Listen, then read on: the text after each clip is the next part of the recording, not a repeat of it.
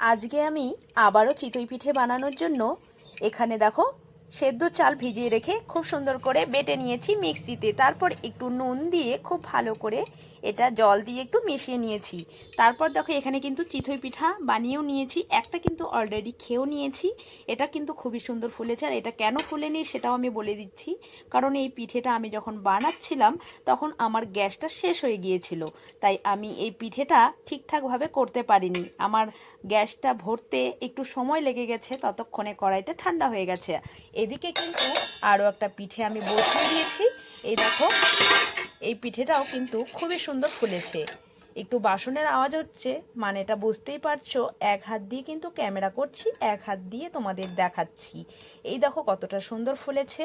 কি করব বলো, আমার তো কেউ নেই যে আমি কাউকে বলবো যে আমার এই জিনিসটা খেতে ইচ্ছে করছে, আমাকে একটু বানিয়ে দাও।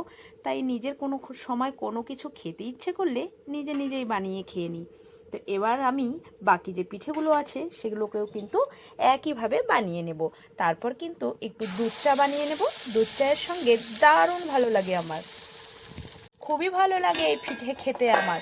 তোমাদেরও কি খুবই ভালো লাগে? তাহলে কিন্তু অবশ্যই বলবে। আমার তো ভীষণই ভালো লাগে। আর দেখো বন্ধুরা কতটা ফুলেছে পিঠেগুলো। চিতই পিঠে আর চা নিয়ে আমি কিন্তু বসে পড়েছি। আর দেখো বন্ধুরা চিতই পিঠেটা কিন্তু এক্ষুনি নামালাম কড়াইয়ের থেকে। দেখলে নিশ্চয়ই তোমরা বুঝতেই পারছো যে গরম ভাব বেরোচ্ছে। আর দেখো বন্ধুরা কতটা ফুলেছে আর কতটা সফট হয়েছে। বিকেলটা কিন্তু দুধ চা দিয়ে চিতই পিঠাটা দারুণ জমে যাবে।